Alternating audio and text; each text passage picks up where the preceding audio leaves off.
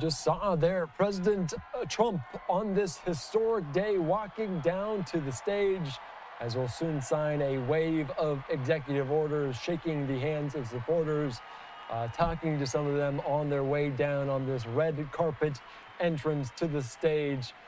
Really the first time that the general public, some of the supporters, have seen him, as this inauguration, due to the frigid temperatures, was held indoors inside of that Capitol Rotunda. Lawmakers, tech titans, different VIPs in attendance, but no real supporters. So this is the first time they are getting a glimpse at him since being sworn into office. Let's continue to listen back in here from Capital One Arena in our nation's capital.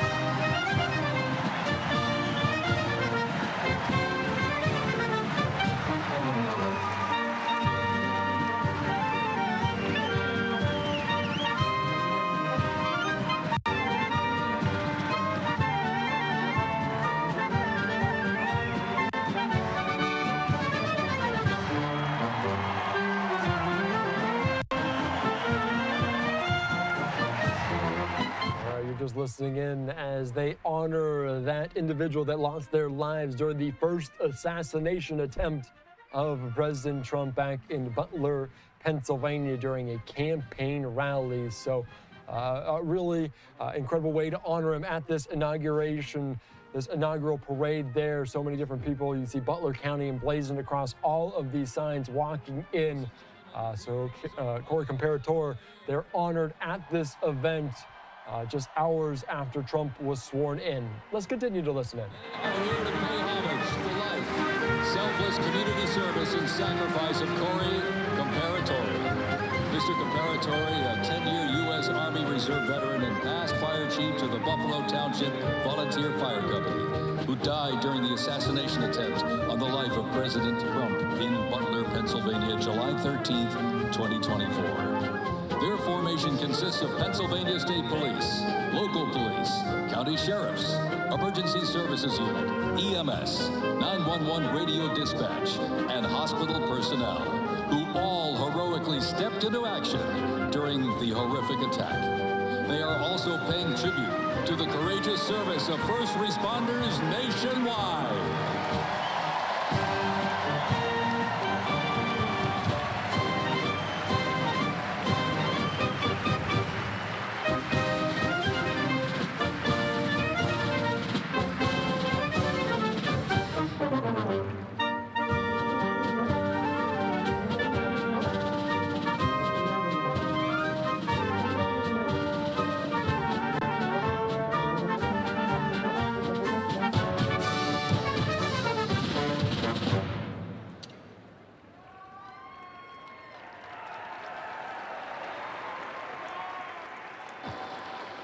Ladies and gentlemen, at this very special event, let us now take a moment of silence in honor of Corey Comparator.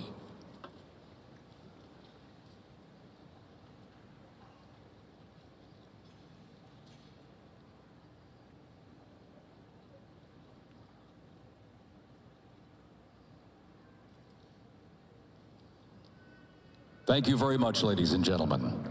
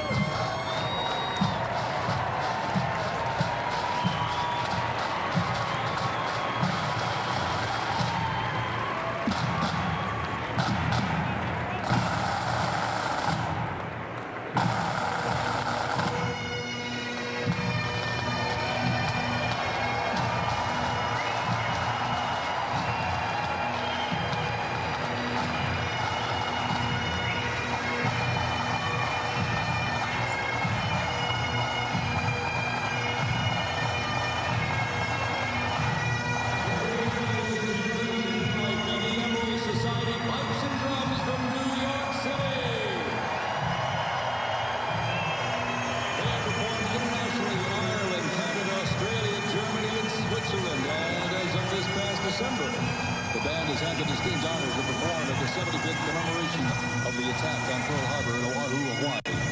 The band has also played for hospitalized children, military veterans, as well as the 1980 and 2005 presidential inaugural parades, and His Holiness Pope John Paul II.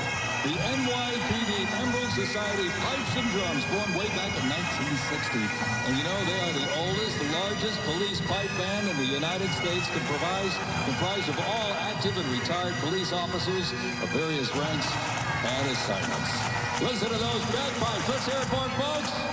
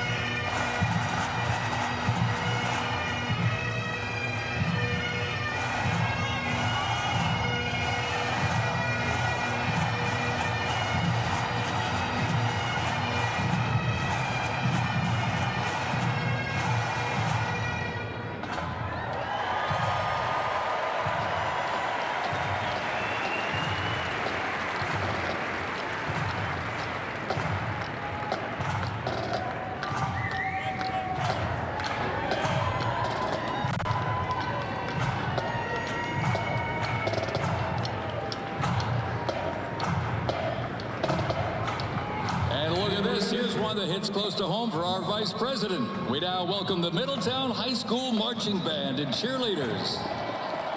They're traveling all the way from Middletown, Ohio to proudly represent their school, our nation, and outstanding alumni, including our new Vice President of the United States, J.D. Vance.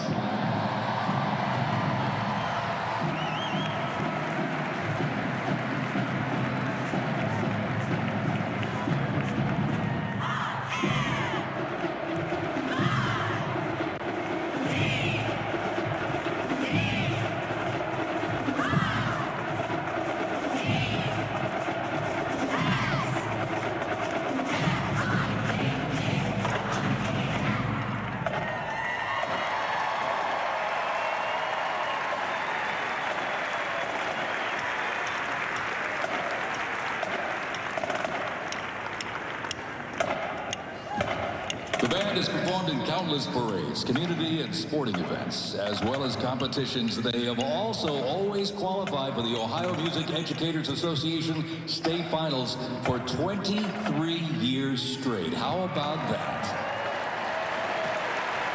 And have earned the highest rating in 18 of those appearances. Woo! And today they performed America's Sweet Land of Liberty.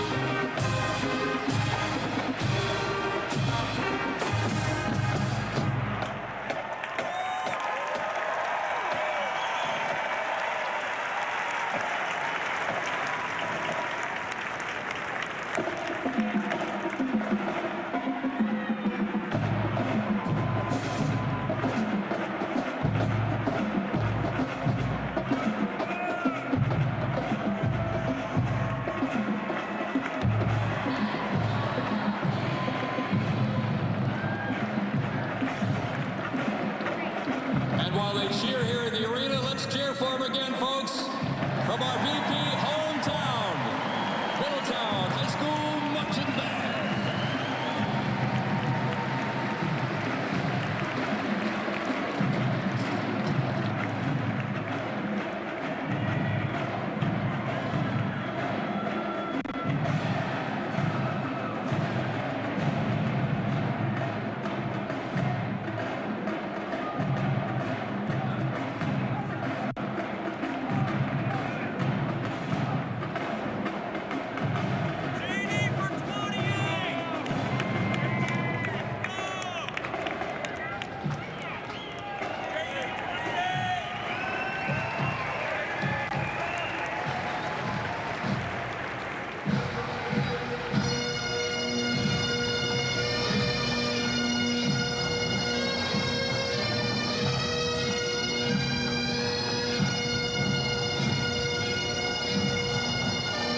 Ladies and gentlemen, entering your arena right now, traveling from Boca Raton, Florida, the Florida Firefighters Pipes and Drums. And they are well seasoned when it comes to civic events. They've played and participated in parades, memorials, and other ceremonial events across both the United States and Europe. Today, they are wearing their most notable uniforms. What a great photo opportunity. Consisting of the Glengarry headgear and kilts. And they are proud to honor their fallen brothers and sisters each and every day.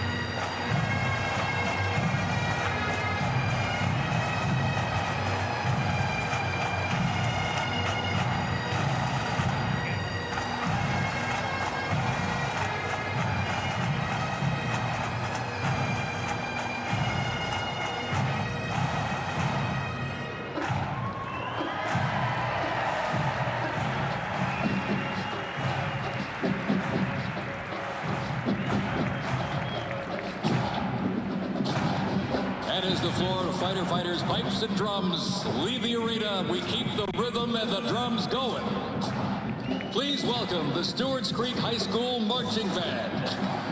Traveling all the way from Smyrna, Tennessee, they are proud to represent the volunteer state of the 2025 Presidential Inaugural Parade.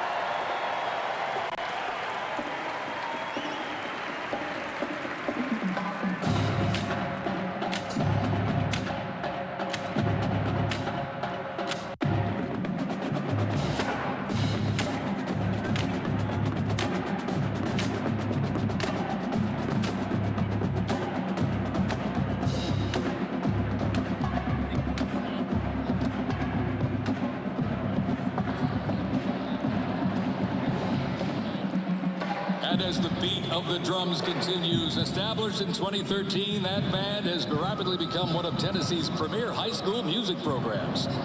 This band has participated in numerous civic events that honor significant moments in our nation's history, like the 75th anniversary of the attack on Pearl Harbor, Captain Jeff Kuss, United States Marine Corps Memorial Dedication, Chicago Thanksgiving Day Parade, and a Lincoln Memorial performance as well. The Stewart's Creek High School Marching Band, everybody. Make them feel welcome here in D.C.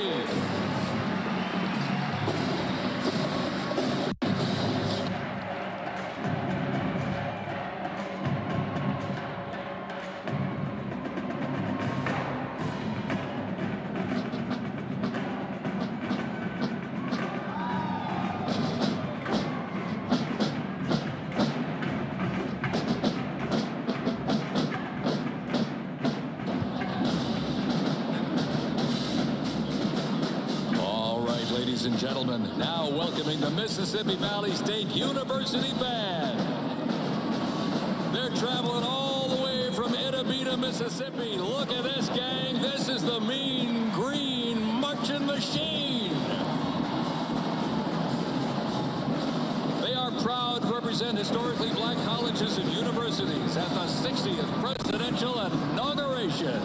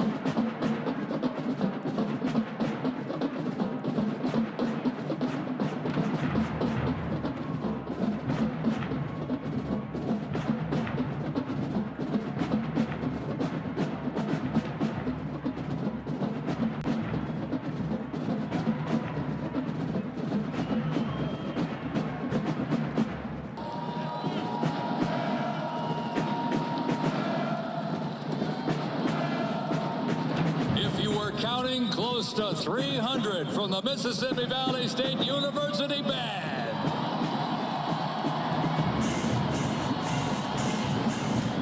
You know, since its founding, the band has consistently played a significant role at their university and across the United States. They have performed for athletic events, Mardi Gras parades, Rose Bowl parades, and many, many more. The Mississippi Valley State University Band takes great pride in presenting culturally diverse presentations for students, faculty, and the surrounding Mississippi communities. Take a look at that brass out there. Woo! That's just part of the big green marching machine. The Mean Green Marching Machine from Edamina, Mississippi, ladies and gentlemen.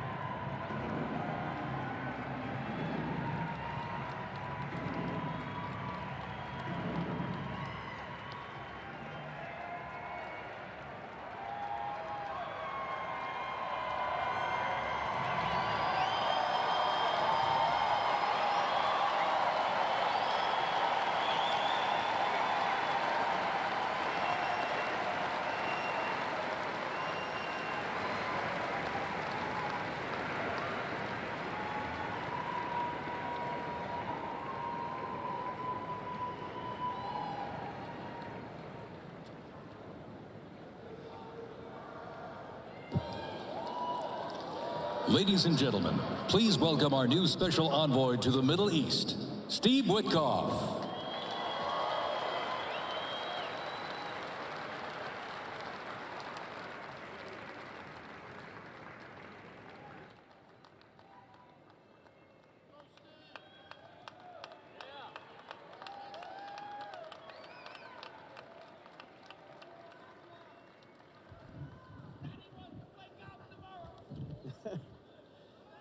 Good evening, everybody.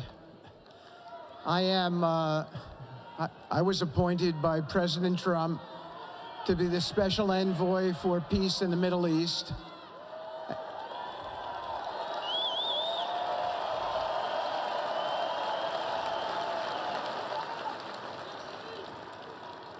And I'd like to describe to you some of the things we're doing and how it informs on President Trump's policies. First of all, it is an honor to stand before you today as I reflect on the enormity of the role that President Trump has tasked me with. I am constantly reminded of the privilege it is to serve under the leadership of my boss, President Donald J. Trump.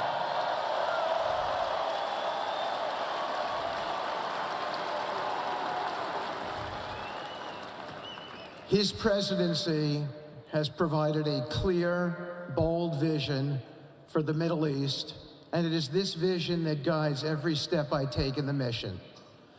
President Trump's leadership has redefined what is possible in the pursuit of progress and stability in the Middle East. His decisive, pragmatic approach ensures that even the most entrenched conflicts are met with fresh perspectives and innovative strategies.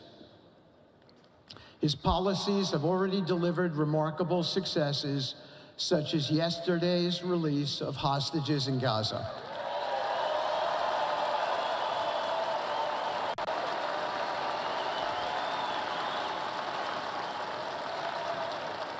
Thank you. This achievement demonstrates the strength of President Trump's leadership and the respect he commands on the global stage. It is yet another example of his ability to deliver results in the most complex and challenging situations. The Abraham Accords, a testament to his vision and determination, have also brought historic progress to the region, transforming old rivalries into new alliances. These agreements are not merely symbolic. They represent a practical roadmap for peace, economic cooperation, and mutual respect across nations. My role, as President Trump has tasked me, is straightforward yet profoundly challenging: to turn his vision into actionable outcomes. He sets the agenda, he lays the framework, and he inspires people like me into bold action. My responsibility is to implement his vision, engaging with leaders across the region to find pathways towards sustainable peace and stability. And let me tell you, having Donald Trump as a boss makes this task not only possible, but far more effective.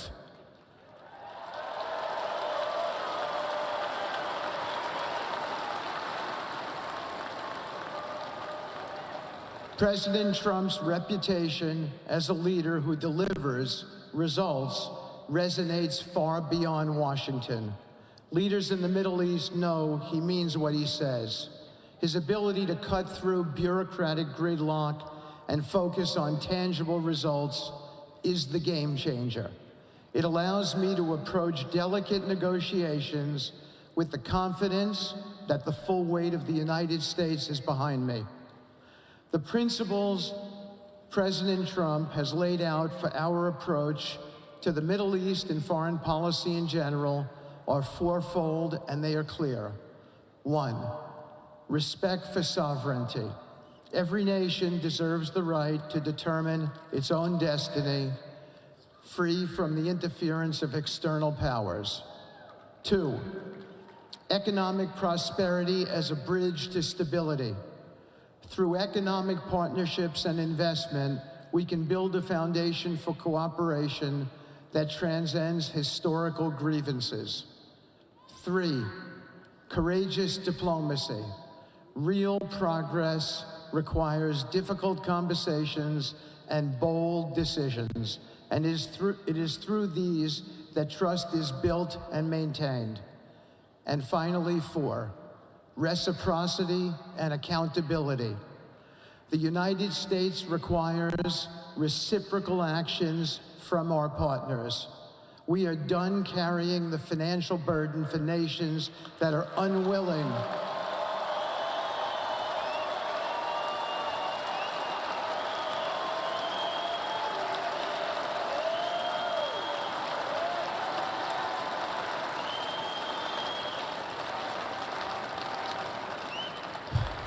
We are done carrying the financial burden for nations that are unwilling to fund their own progress. The days of blank checks are over.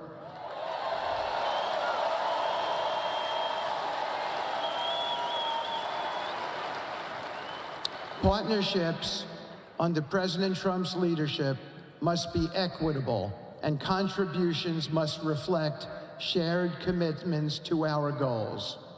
In my work, I've seen firsthand how these principles resonate. They provide a foundation that transcends politics and speaks to the shared humanity of all people in a region. Leaders across the Middle East recognize that this Trump administration is serious about results, not symbolic gestures, but real, meaningful progress that improves lives. Thank you.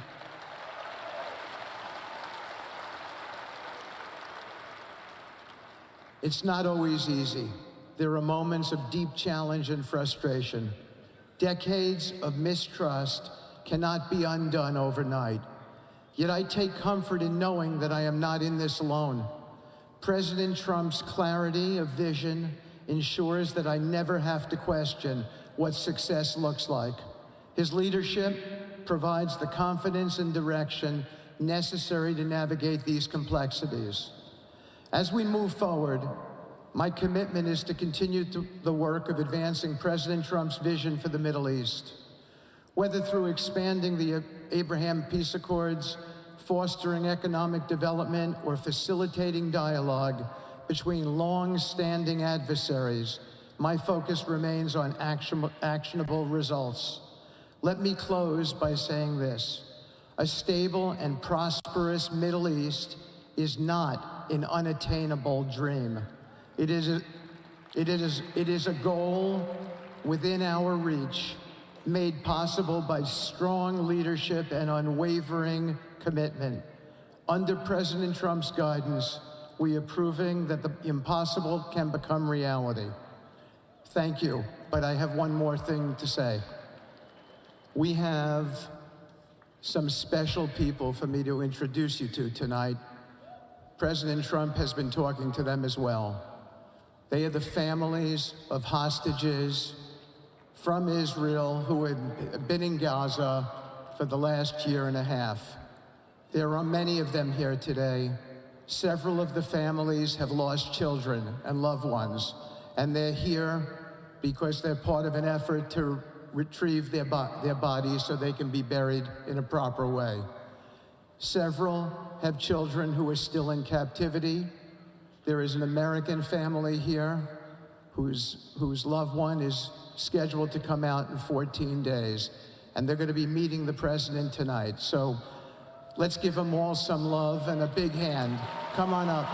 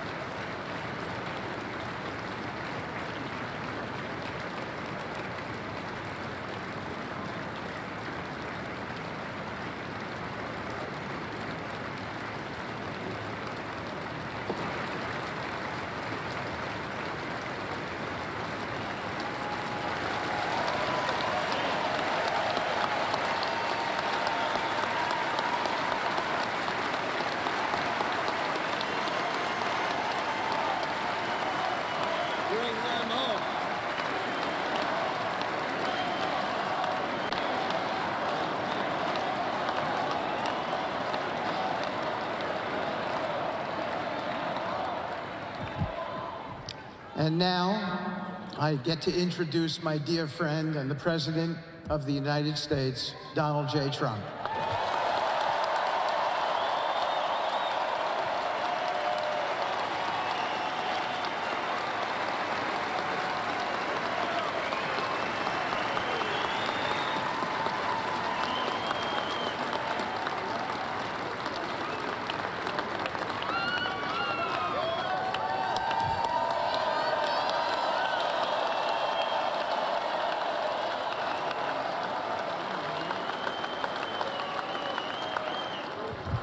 Thank you very much, everybody. Appreciate it. Thank you.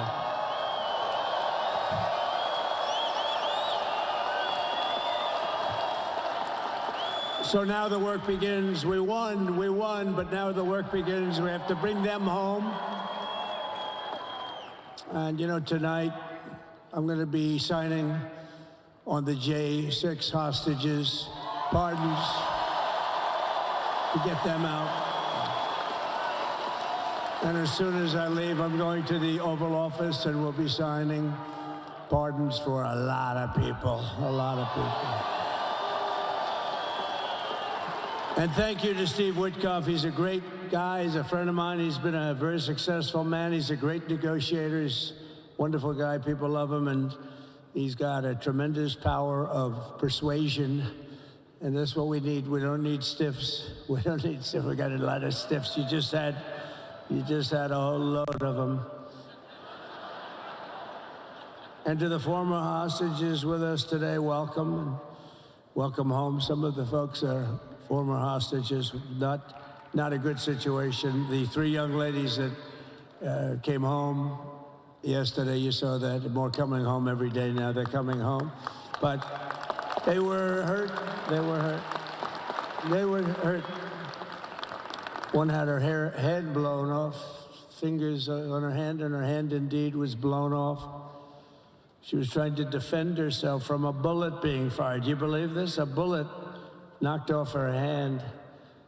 I don't know. You look at it, it's a disgrace. We never stopped praying for you, and we're so glad that you're reunited with your friends and families, and God bless you all. And some of them are just saying, no, my son is gone. But please just bring home his body, right, Steve? Many of you have told me that your son is gone, but bring home his body. It should have never happened.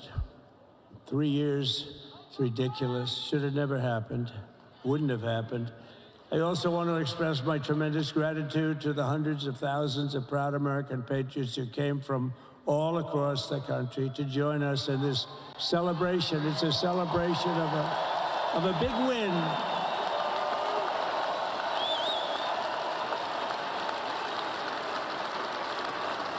And you're witnessing the dawn of the golden age of America. That's what it's going to be. We're bringing it back. We're going to bring it back fast. We're going to bring it back fast. Let us also thank the incredible service members, National Guardsmen, Police, Secret Service, and law enforcement personnel who are keeping us all safe, even though, and they are great people. New York's finest. I grew up with New York's finest, and we got to give them their authority back. You won't have any crime. There'll be no crime. You give them little authority back. The whole way they run things in this country now, it's disgraceful. But it's going to change rapidly. We're going to make our cities safe again, too. Even though we're indoors, we've had a magnificent inaugural parade. And let's give a big round of applause. They were great. To all of the incredible performers and hardworking men and women who made it possible. Those people, really talented, amazing people. I also want to thank my wonderful family for being here, especially my beautiful wife, our First Lady, Melania.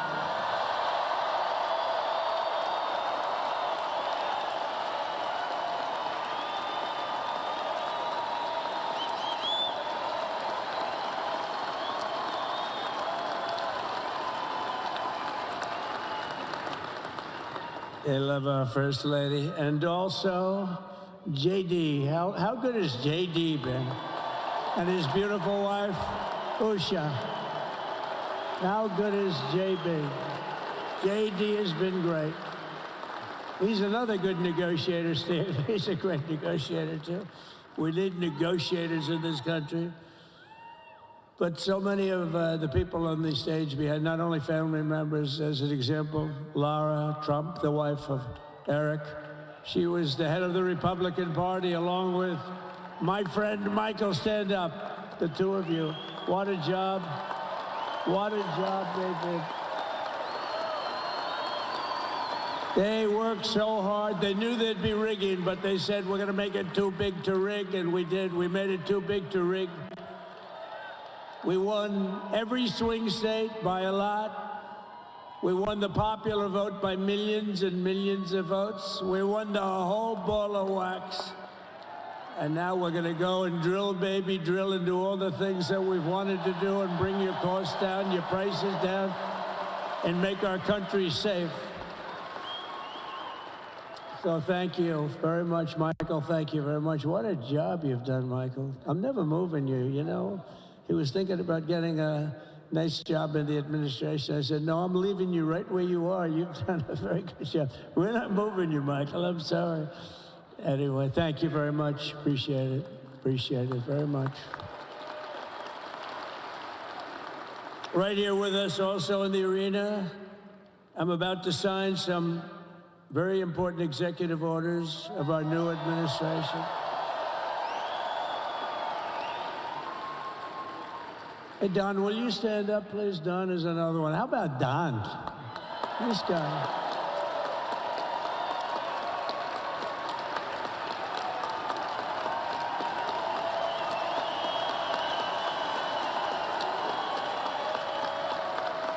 He's a popular one. He goes out and speaks. He gets a big crowd. He's a little on the rough side sometimes, but that's what you want. He's done a fantastic job, and he loves our country. Thanks, Don. Great job. You've done a great job. And Ivanka.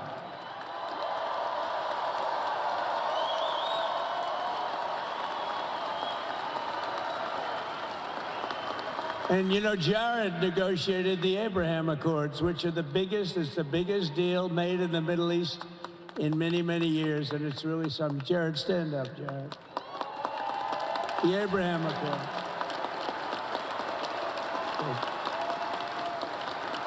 And Tiffany's going to have a little baby. And Michael.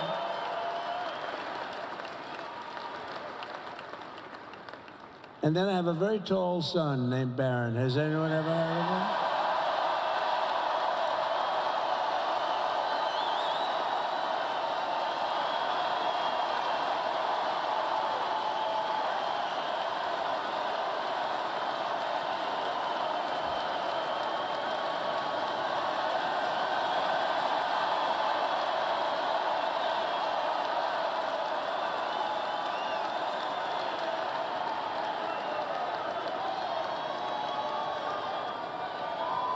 Thank you.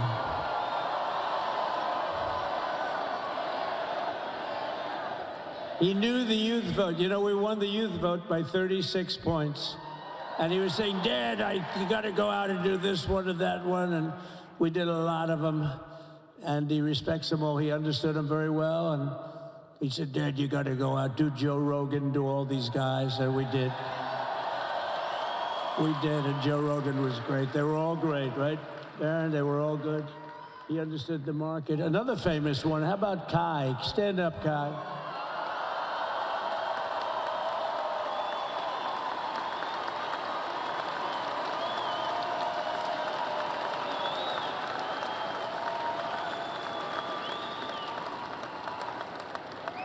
Is that Byron Donalds back there? Stand up, Byron. Stand up. What a future this one has. What a future. That's great, Byron. Thank you very much. And how about Lutnick, Secretary of Commerce? He's going to take in more money than any country has ever even thought about. He's going to take in some money. And we have many others. Look, I'm not going to go through it, but we're going to sign some orders right now, and that's really what I want to do. So we're going to sign executive orders. First, I'll revoke nearly 80 destructive and radical executive actions of the previous administration, one of the worst administrations in history. Maybe not one of them, the worst. Anybody that would allow millions of people to pour through our borders from jails, prisons, mental institutions, insane asylums, gang members to be taken off the streets of Venezuela and deposited in our country, and many, not just Venezuela. You know, crime in Venezuela is down 74% because they took their criminals and gave them to us through an open border policy of the previous administration. All over the world, they're emptying their prisons into our country. They're emptying their mental institutions into our country. It stops as of 1 o'clock this afternoon, okay? It stops.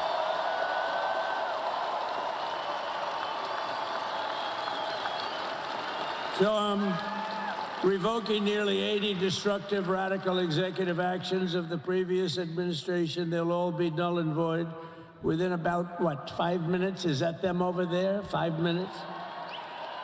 And next, to gain immediate control of the vast federal, out-of-control bureaucracy, I will implement an immediate regulation freeze, which will stop Biden bureaucrats from continuing to regulate. Most of those bureaucrats are being fired. They're gone.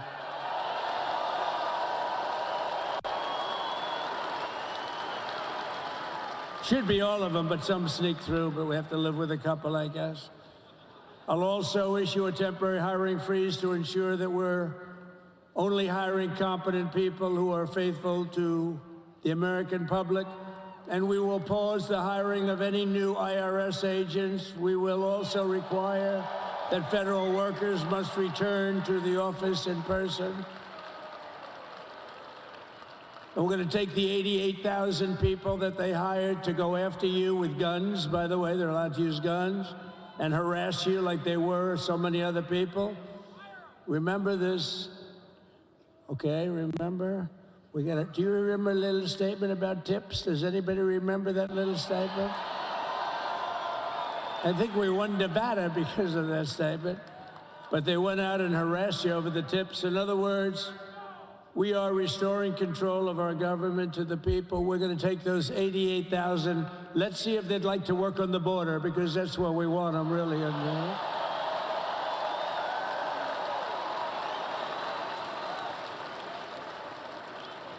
So we're going to have no tax on tips, right? No tax on tips.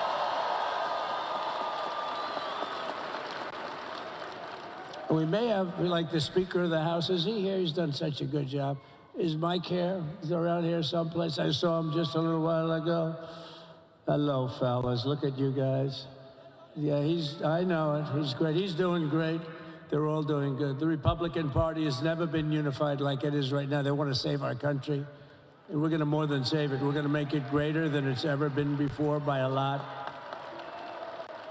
Next, I'm going to sign a presidential memorandum directing every member of my cabinet to marshal every power at their disposal to defeat inflation and rapidly bring down the cost of daily life, because your costs have gone through the roof in the last 4 years.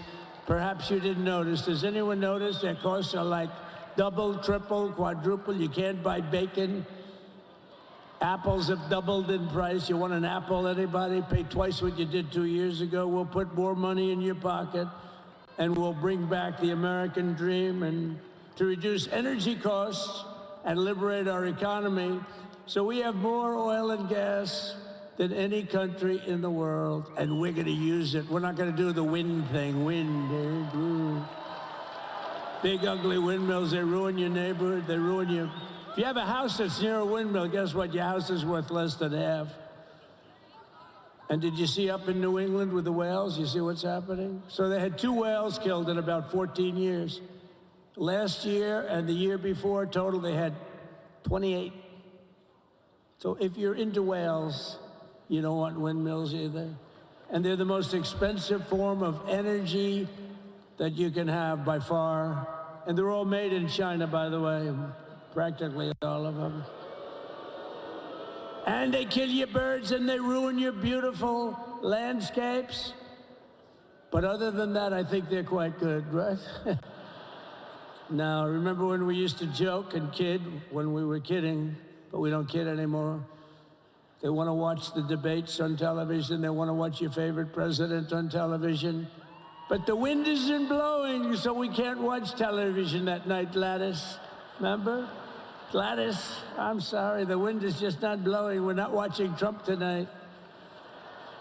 But I'm immediately withdrawing from the unfair, one-sided Paris Climate Accord ripoff. The United States will not sabotage our own industries while China pollutes with impunity. You know, China, I mean, look, they use a lot of dirty energy, but they produce a lot of energy. And when that stuff goes up in the air, you know, it doesn't stay there. It's not like you got a wall. We love walls, don't we? Not like you have a wall around and it doesn't. It floats into the United States of America after 3.5 to 5.5 days. It floats across the oceans and it comes right over your neighborhood and it falls into your neighborhood. So they all say, we have to fight for cleaner air, but the other dirty air is dropping all over us. So what the hell are they talking about? Unless everybody does it, it just doesn't work. You know, we had the cleanest air and the cleanest water that this country's ever had under the Trump administration, and we didn't do anything to stop jobs and stop production. Believe me, you're going to see a lot of companies come pouring back because tariffs. I always say tariffs is the most beautiful word to me in the dictionary. Then I was reprimanded by the fake news. They said, what about love, religion, and God? I said, I agree. Let's put God number one. Let's put religion number two. Love, I don't know. We got to put that number 3, I guess, right? And then it's tariff. Because tariffs are going to make us rich as hell. It's going to bring our country's businesses back that left us. And I'll also sign an executive order to immediately end federal government censorship of the American people. In America, we believe in free speech, and we're bringing it back starting today to stop the weaponization. Oh, do I know about that? These creeps. Deranged Jack Smith. You ever hear of him? Deranged. He's a deranged prosecutor. He's sick. They suck him on me. He's now been reduced to getting on an airplane, going back to The Hague or wherever the hell he came from. We got to get rid of that guy. Hey, was he one of the many people that got a pardon today? Did they pardon Jack Smith? You know, did you know that Biden, while I was making my speech, pardoned his whole family?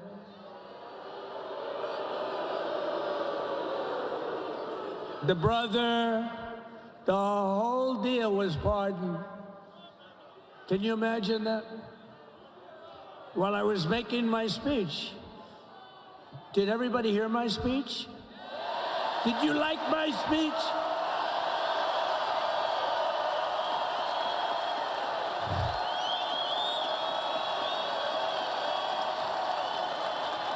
Thank you. I mean, the only thing wrong with it is I had a lot of tough things to say, and I have some great people that work for me. Sir, this is such a great speech. It's so unifying. Don't talk about Biden with his pardons of his family. We want a unified country. They said, don't talk about the J6 hostages that you're going to be releasing today. Sir, don't put that in your speech, please.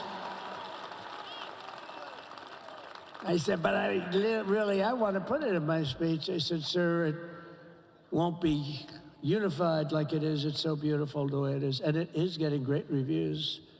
You know, if I put things like that in, I'll get terrible reviews. One little paragraph that's a little bit wrong, the fake news goes crazy, right? So I said, all right, I won't put it in my speech, but you know what? I'm speaking in front of a hell of a lot of people. at a place called Capital One Arena, and I'll talk about it there. So we're going to be going over the beautiful Oval Office, one of the great offices in history. Even if it wasn't beautiful, it's the Oval Office, but it is beautiful. And we love the Oval Office. It all starts with the wars start and end there. Everything starts and ends at the Oval Office. We love it. But we're going to go to the Oval Office. We're going to release our great hostages that didn't do, for the most part, they didn't do stuff wrong. You take a look at what went on, and look what happens in other parts of the country. In Portland, where they kill people, they destroy the city, nothing happens to them. In Seattle, where they took over a big chunk of the city, nothing happened. Minneapolis, where they burned down the city, nothing happened. Essentially nothing happened. All they want to do is go after the J6 hostages. A 76-year-old grandmother was arrested the other day because she was looking, I think because she was looking at the Capitol or something like that. No, we're not going to put up with that crap anymore.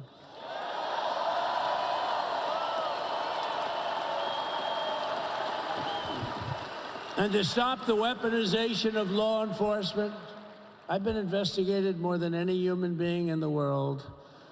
I believe I have the all-time record. Every day a subpoena. Every single day would get subpoenas. I was more than any person. Alphonse Capone, remember I used to talk about him? Now, Alphonse Capone, Scarface, he was a pretty rough guy. He was investigated about 1/100th what Trump was investigated. My father's looking down at me, my mother, how the hell did this happen? You know what it is? They investigated their political opponent, the opponent of Biden, and then ultimately Kamala. Has anyone ever heard of Kamala?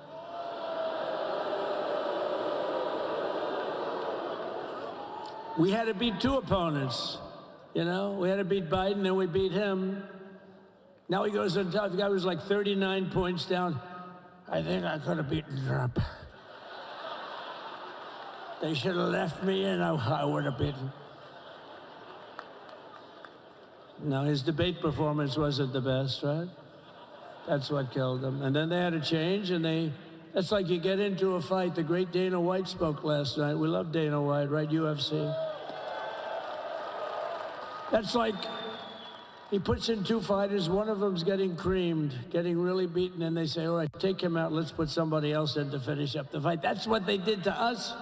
They gave us somebody new, but we took care of both of them. So we beat actually two opponents. But to stop the weaponization of law enforcement and our government, I will also sign an order directing every federal agency to preserve all records pertaining to political persecutions under the last administration, of which there were many, and beginning the process of exposing any and all abuses of power, even though he's pardoned many of these people. Can you believe it? He's pardoned them. You know why he did it while I was speaking? Because that way I couldn't speak about it. I was speaking. I didn't know he did it. I finished my speech, and they said, sir, he pardoned his whole family. I said, oh, can I go back out there and talk about it? Somehow that wouldn't be very elegant. Our First Lady would say, please don't do that. But we have plenty of time to talk about it, and we will.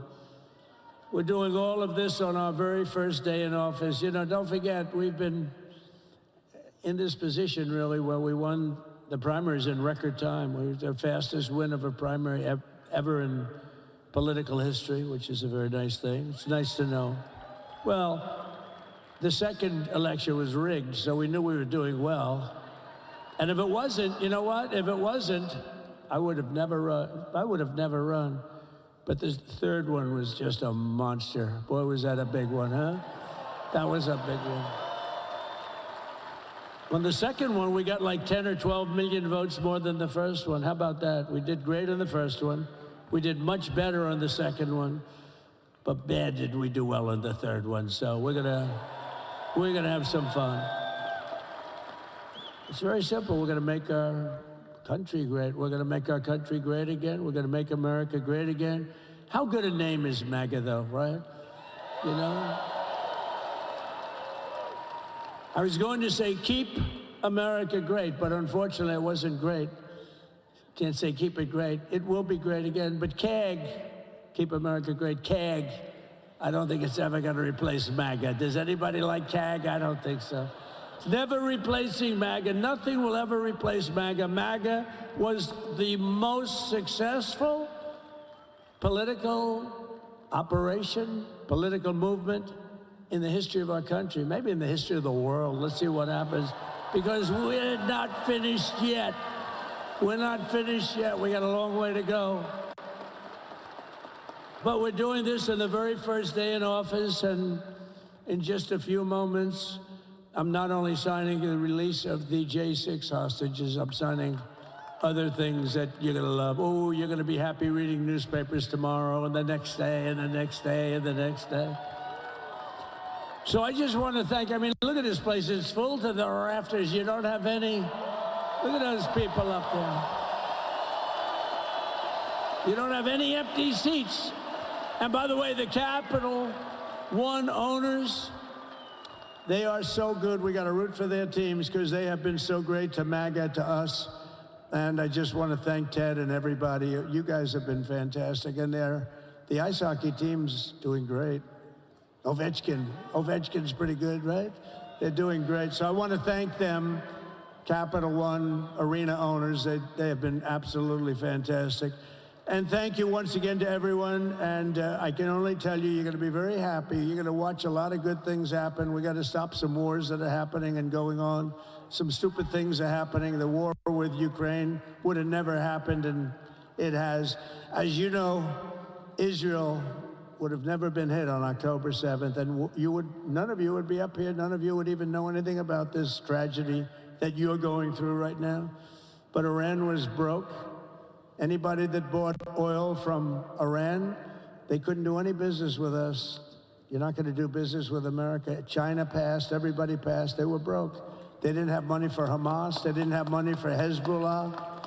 And your sons would be alive, and they certainly wouldn't be incarcerated like they are. It's a shame, but we're getting a lot of people out in a short period of time. So I'm going to go right over to here, and I'm going to sign in front of you. Is that okay? Good.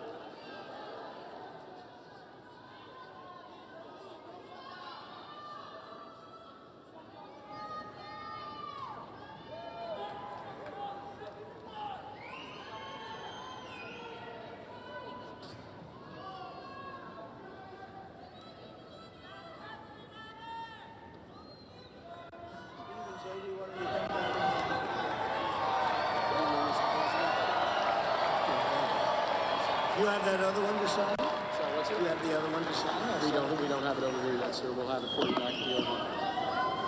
The first is the rescissions of 78 Biden-era EOs and presidential memoranda. You want to call it out? Do you want to say it? Do you want to say it? Oh, if you want me to, sir. Why don't you say what I'm signing? Sure. The first item that President Trump is signing is the rescission of 78 Biden-era executive actions, executive orders, presidential memoranda, and others.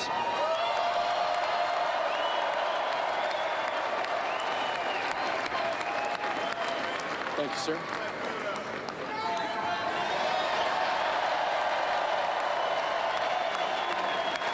Thank you. The second item, President Trump, is a regulatory freeze, as you announced in your speech, preventing bureaucrats from issuing any more regulations until we have full control of this, the government and this administration.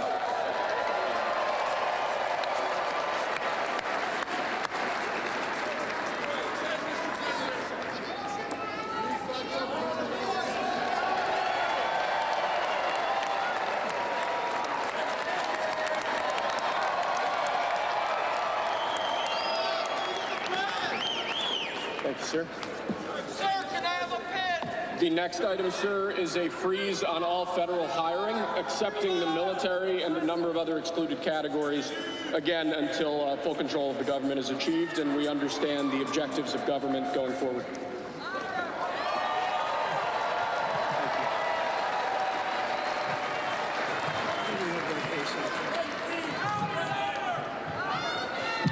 Could you imagine Biden doing this? I don't think so. I don't think so. Sir, the next item, as you announced in your speech, is a requirement that federal workers return to full-time in-person work immediately.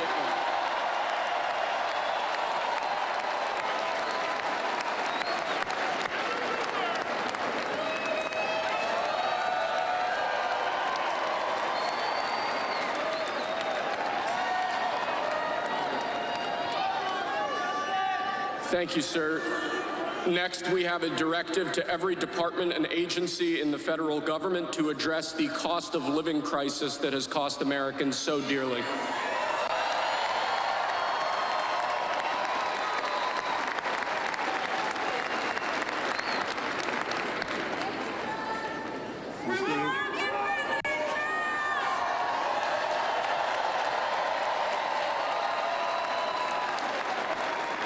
Thank you, sir. The next item here is the withdrawal from the Paris Climate Treaty.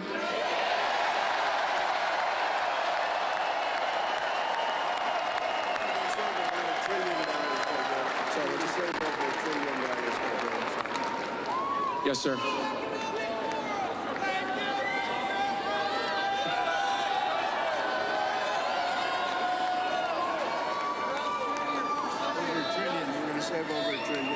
We're going to save over $1 trillion by withdrawing from that treaty.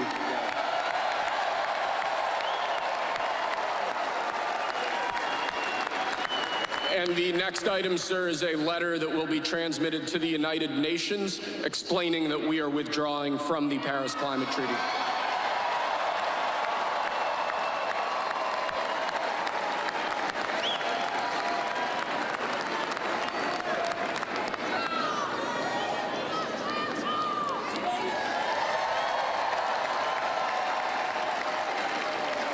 Thank you, sir.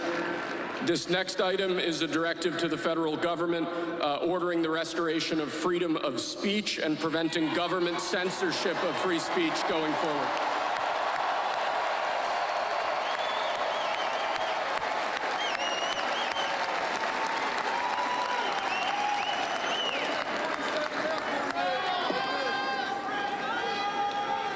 And lastly, sir, before we go back to the Oval Office to sign a large number of other items, is a directive to the federal government ending the weaponization of government against the political adversaries of the previous administration, as we've seen.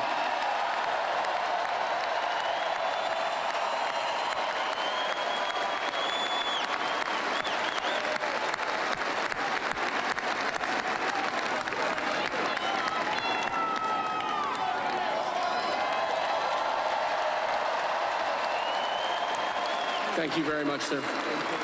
Appreciate it.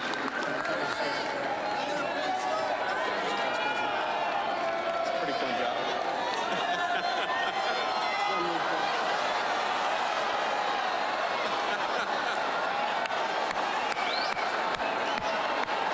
I'm gonna hightail it for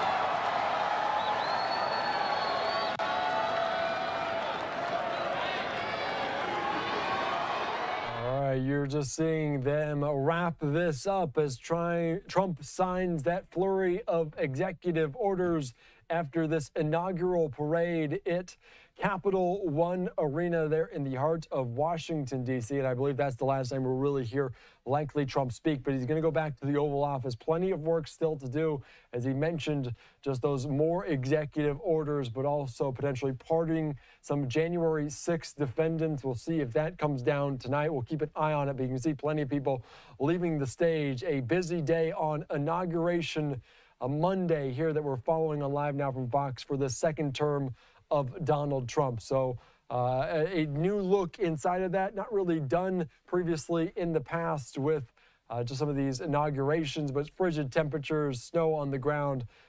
Certainly the reason behind why they held the inauguration, the swearing in, not outside the Capitol steps, but inside the Capitol Rotunda. And of course, we are following it in full here on Live Now from Fox, just what was taking place. And I almost want to take you back because it was an interesting sight to see him toss the pens that he just signed these executive orders into the crowd there at Capital One Arena. So, of course, he's heading back to the Oval Office. We'll likely see it on the motorcade, as we'll likely go outside very, very soon to watch it unfold in real time. Day number one for President Trump in his second term there in Washington, D.C. And let's go back right now really quickly here to that final moment of him signing these executive orders. And let me list them for you if you missed it, talking about 78 revisions of executive orders made by President Biden, a regulatory freeze, a freeze on federal hiring,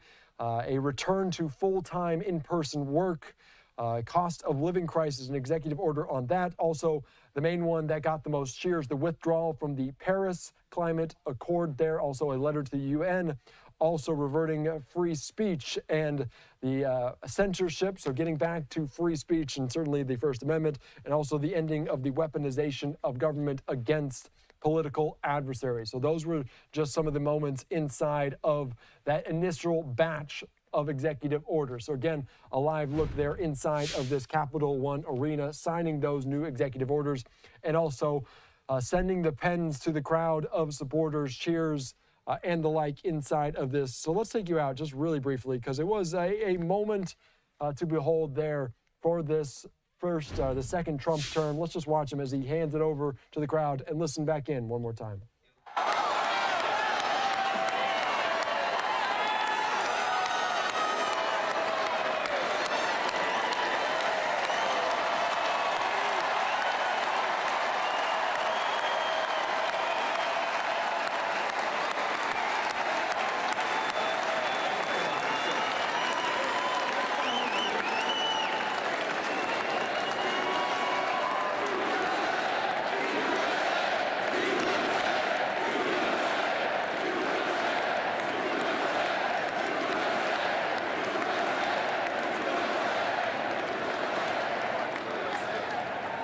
You can see there people taking pictures of this pen that just signed some of those executive orders. And of course, we talked about the executive orders, but we're also learning about new pieces of legislation, including the Laken-Riley Act that passed the Senate tonight while this event was going on, and also there with the first part of his cabinet, the Secretary of State, Marco Rubio. We heard from Senator Chuck Schumer on the floor just a little bit ago saying that he would vote in favor of the appointment, the nomination there of Marco Rubio. So that is now in place. So, of course, we're following it all very closely. A busy day throughout it. Thank you so much for tuning in for all of these events here on Live Now from Fox for what we were following for Inauguration Day, a historic day there as Trump left the stage, heading back to the Oval Office, back into his office for a second term. Again, a live picture inside of that Capital One Arena. You can see the shot going a little bit shaky, but we also have this one high atop as the crowd filtering out. But it was good that they made sure people were in good condition, not concerned about just the well-being of people, very concerned about the well-being of people due to all of those frigid temperatures there in our nation's capital on this day. So watching it unfold, the swearing in, a historic day. We talked about the pomp and circumstance of it all unfolding in real time in that Capitol rotunda, certainly reminiscent of what happened back in 1985. Of course, I also want to put up this here on Live Now from Fox of some of these executive actions in place, talking about the revisions of those 78 Biden-era executive orders, the regulatory freeze, the freeze on federal hiring, all federal workers returning to the office, the cost of living crisis, the withdrawal from the Paris Climate Accord, a letter to the UN about this withdrawal, the freedom of speech, no more censorship, and also talking about the end of the weaponization of government. All right, let's take you right now out to our Fox 5 team on the ground in Washington, D.C. as they figure out what's going on here on this inauguration day, wrapping it up from our nation's capital.